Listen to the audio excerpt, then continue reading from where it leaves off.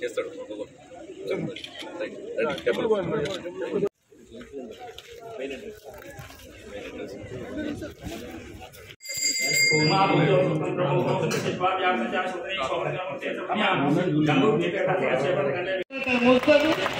తప్పకుండా అందరం నరేంద్ర మోడీని బలపరచడం, రాముడిని తెచ్చిన మోడీని, పసుపోడు తెచ్చిన ఏడీని ఇద్దరిని బలపరిచి ఈసారి కంపల్సరీ బాల్కొండ నియోజకవర్గం సంబంధించిన కార్యకర్త ప్రతి ఒక్కరికి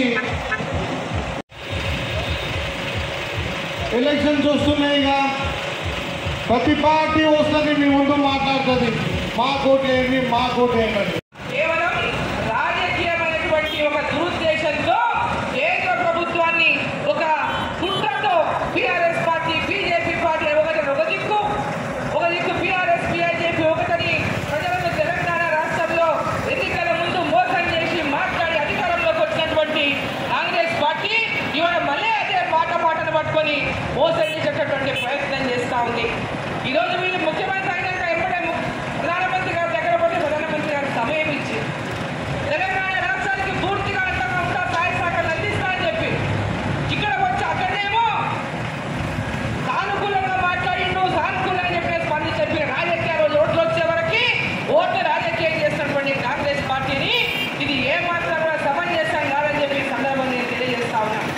ఒక పక్క 6 గ్యారెంటీలని గొడవలు మోసం చేసి ఇప్పుడు ఏమంటున్నారు, 6 గ్యారెంటీలు అమలు చేయాలంటే కేంద్రంలోనంట రాహుల్ గాంధీ ప్రధానమంత్రి కావాలంట. రాహుల్ గాంధీ ప్రధానమంత్రి అవుతాడా? రాహుల్ గాంధీ ప్రధానమంత్రి అయ్యే అవకాశం ఉందా? అసలు రాహుల్ గాంధీ ప్రధానమంత్రి అవకాశమే లేదు. వాళ్ళ ఇండియా అలయన్స్ లోనే రాహుల్ గాంధీ ప్రధానమంత్రి అని చెప్పి ఒప్పుకోనే లేదు. ఇండియా అలయన్స్ అధికారంలోకి వచ్చే అవకాశమే లేదు. అదే ముక్కలు అయిపోయింది అలయన్స్ అంతా.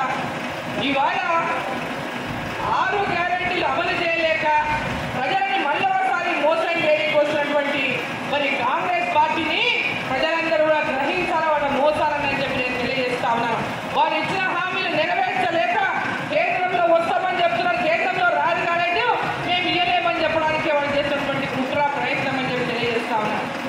ఈరోజు ఈ రాష్ట్రం అభివృద్ధి చెందాలి, అడుగడుగునా ఈ రాష్ట్రం అభివృద్ధి చెందాలి. ప్రతి గ్రామము, ప్రతి మహిళ, ప్రతి రైతు, ప్రతి విద్యార్థి, ప్రతి నిరుద్యోగి, ప్రతి ఒక్క కుల మత భేదాలు లేకుండా ప్రతి ఒక్కరు కూడా అభివృద్ధిలోకి రావాలంటే, ఈ దేశం అభివృద్ధిలోకి రావాలంటే నరేంద్ర మోదీ గారు మళ్ళీ ప్రధానమంత్రి కావాలి.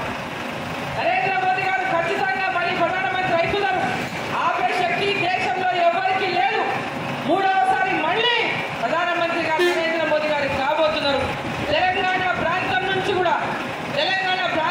కూడా పెద్ద ఎత్తున మనం ఇక్కడ నుంచి సీట్లను గెలిపించి ఇవ్వాలి.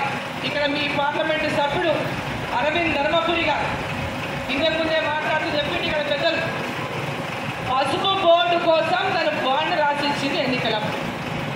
ప్రతిపక్షాలు చాలా విమర్శించినాయి, కవితమ్మ కూడా మస్తు విమర్శించింది, ఏమేమో మాట్లాడింది. ఇచ్చిన మాట నిలబెట్టుకున్నటువంటి పార్లమెంటు సభ్యుడిగా అరవింద్ ధర్మపురి నరేంద్ర మోదీ గారి దగ్గర చెప్పి నేను నా రైతాంగానికి మాట ఇచ్చిన అంటే నీ మాట నా మాట అని చెప్పి ఇవాళ పసుపు బోర్డును అందించినటువంటి నాయకుడు నరేంద్ర మోదీ గారికి చెప్పి సందర్భంగా తెలియజేస్తా ఉన్నాను.